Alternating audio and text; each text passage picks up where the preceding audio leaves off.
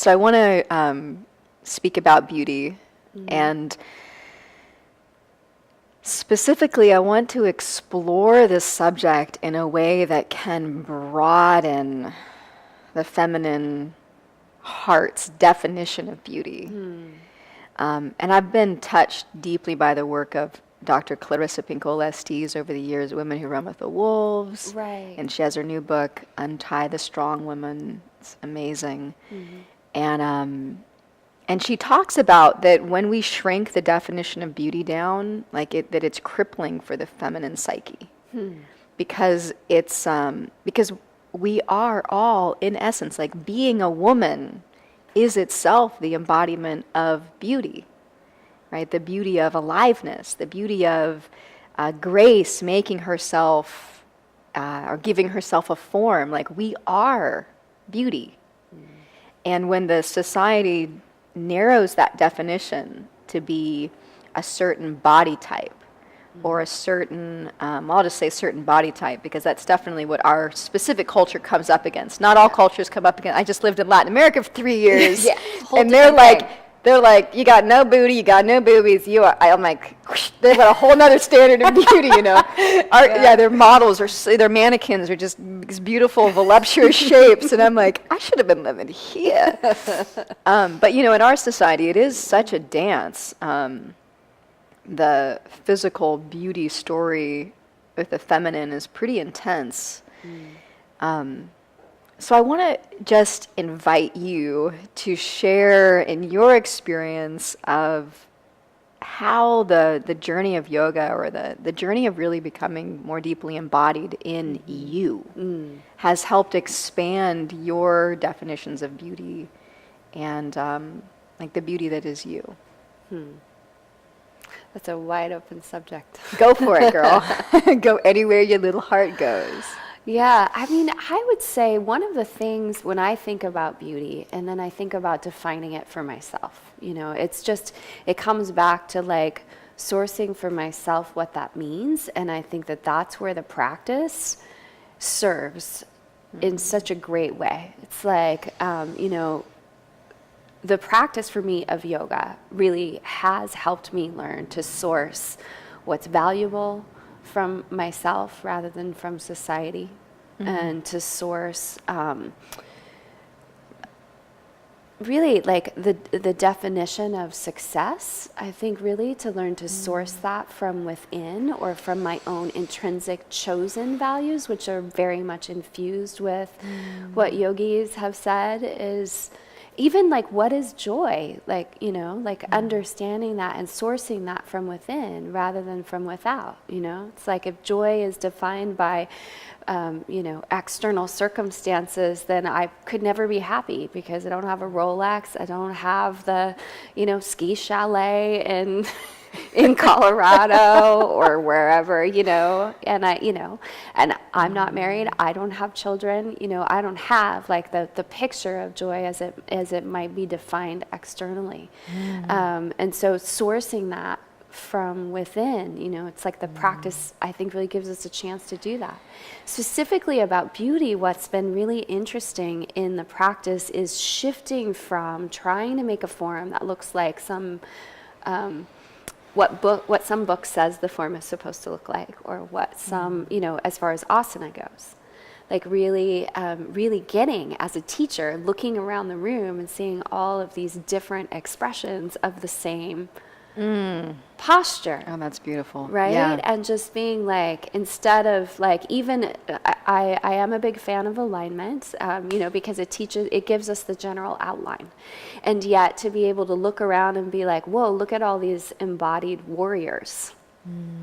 You know, and some of them have their thigh down parallel to the floor, and some of them, you know, don't, and some of them have their arms like crazy straight and strong, and others might have a little curviness in it, but like that the essence is there, and learning to look for that, looking for the essence, and you know, and the effort, and the love, and the desire is there, right? And so it's like when I see I see an asana of a student who can maybe perform the external pose, but they're not really present. right? It has a different look than even like a student who had, their body's tighter and the pose is more challenging for them, but they're 100% present in their love, in their breath, in their desire to be there, in their joy of just doing the practice. Oh, I love that. Right? I love that, And that so presence, yeah. like that is part of our experience even as the onlooker of beauty. Exactly. That it's presence. It is embodiment. It's exactly going back to your first, the opening of this conversation, that embodiment intrinsically, I don't want to say precedes, but it magnifies or it illuminates that which we call beauty, you know?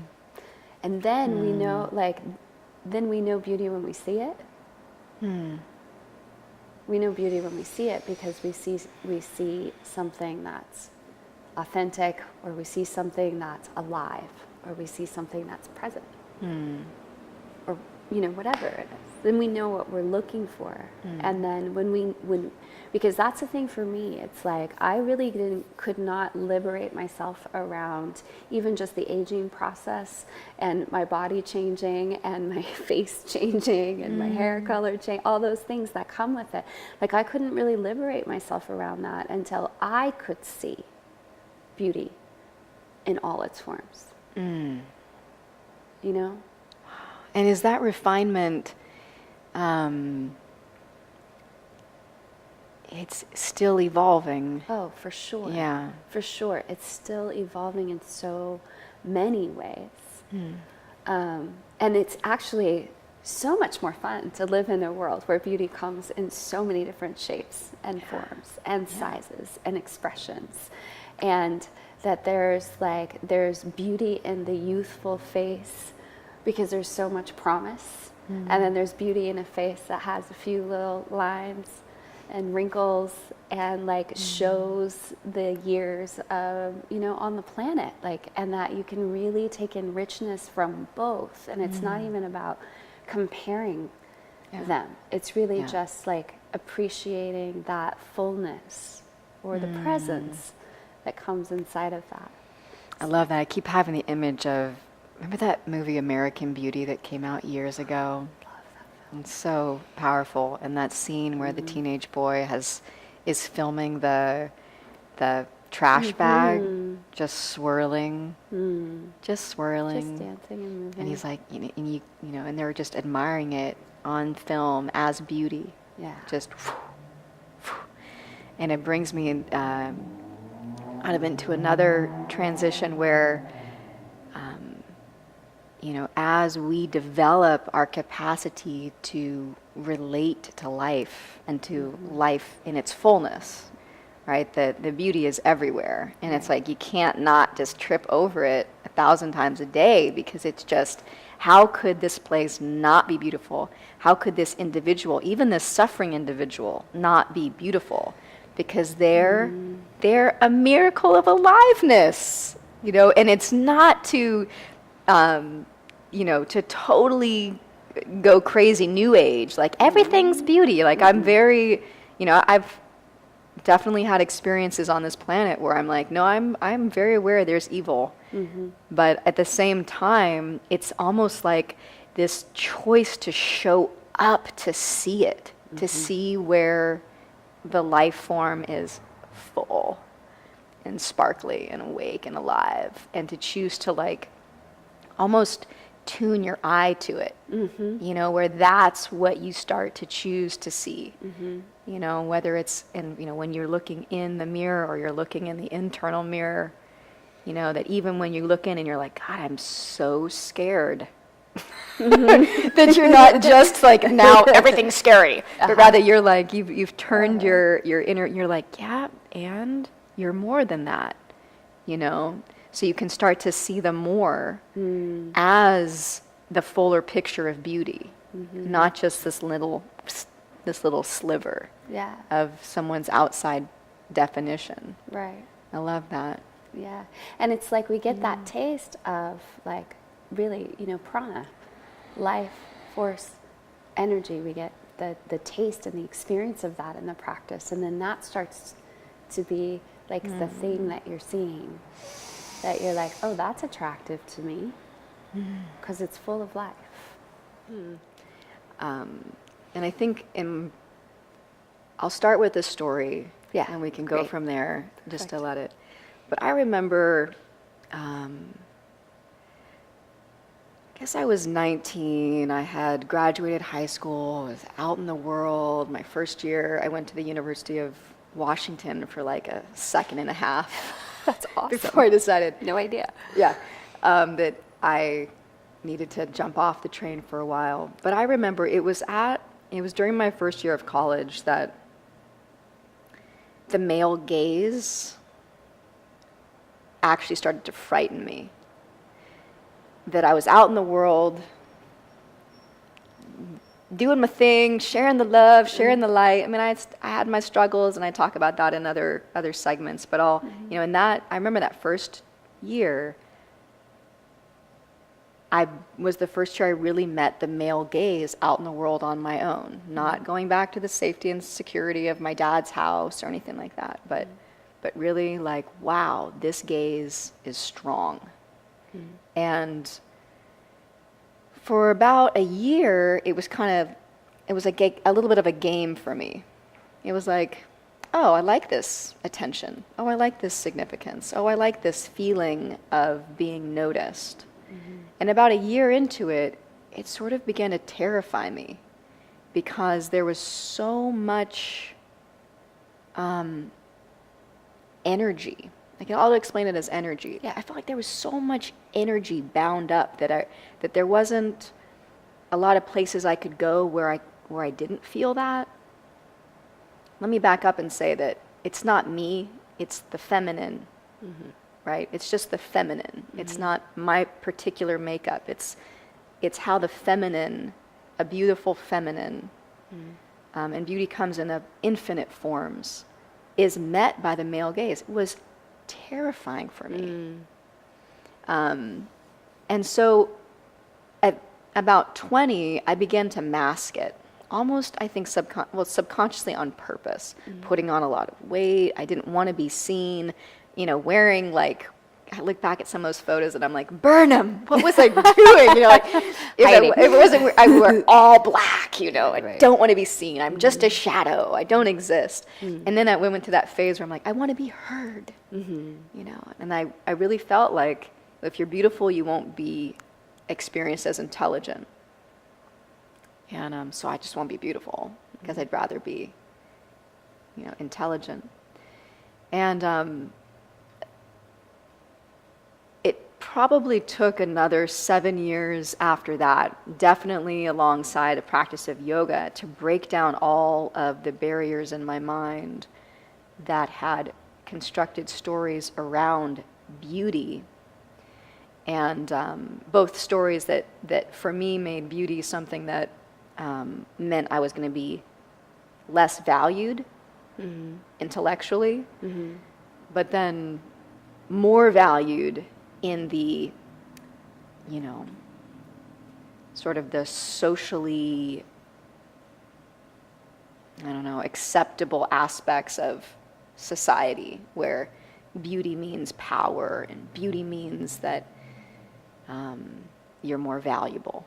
Maybe not intellectually, but just, Right. So I'm starting with that story because I'm so curious in the dance of your experience as a woman and your experience in relating to your being, what your relationship is with beauty at this point, and how you rest in it, how you rest in it, if you rest in it now. What's interesting, because as you were talking, I was thinking, this quote came into my head, which was the way that I was raised: beauty is as beauty does. Right? And then also the other one was, pride comes before destruction, and a haughty spirit before a fall.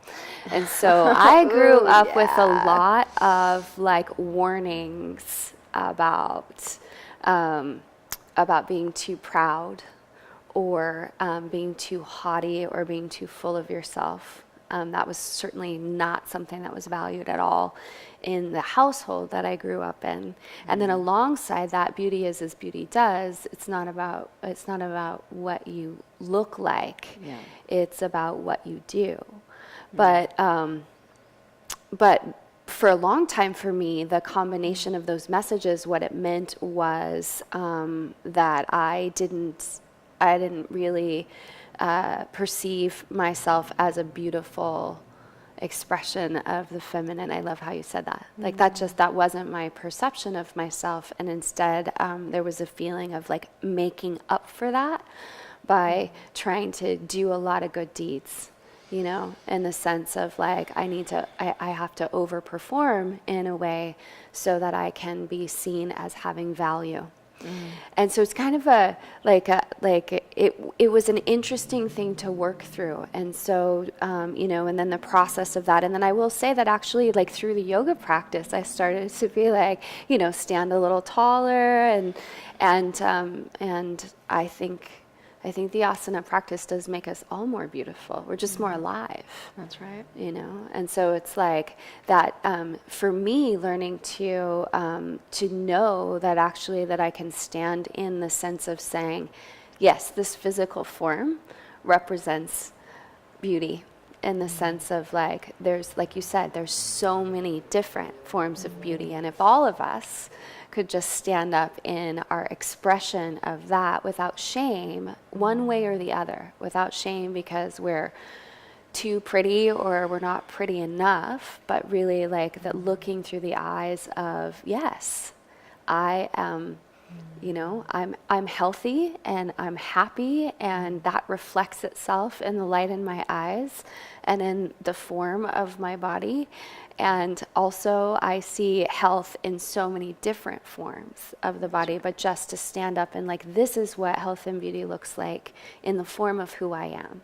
And so I'm going to not in any way apologize for that, but actually, you know, put that forward and fix my hair once in a while just because it's good and because it's fun. And then also know that it's not the fullness of who I am. It's just one expression of who I am. And I think that I really appreciate you saying that, the fullness of who I am, because similarly in the work I do with girls who have eating disorders, having recovered from one in my own childhood, you know, I think that when I look back at who that person was when I was in my 20s or 19, 20, and being bombarded by, oh my God, the masculine gaze, and being like, how am I going to manage this in the world? How am I going to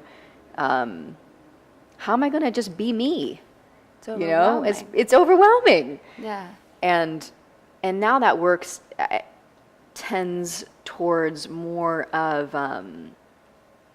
a deepening appreciation of the wholeness of being, where it is the deeds, and it is the self-care, and it is the service, and it is the increased development of skill, self-expression, creativity, our art forms, that create beauty. I remember I was also 19 when it was the first time that I heard the Maya Angelou poem about Phenomenal Woman. Yeah. You know, and how it was such a powerful experience to break out of the confines of what the society says that beauty is, or what you feel beauty is from the gaze of the people around you.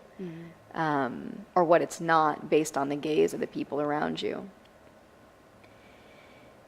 And it's such an interesting subject because I think in our culture we have narrowed the definition into such a small little sliver, which is like poison for the female psyche.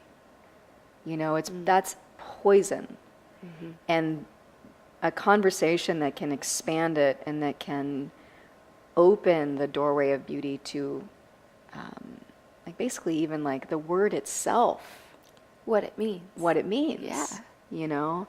And then defining it on a very individual basis, because, you know, like where each woman in her own right constructs her own definition of what it is. Yeah. And hopefully that definition will be a verb and she'll live it out Yeah. instead of try to capture it in a photograph or. Yeah. And maybe we can strip away some of like the shame message that gets encoded, I think, for a lot of women. And whether that is shame because I'm not beautiful enough, or shame because my outer form attracts a lot of attention, which then makes other people behave a certain way towards me, Yeah. you know?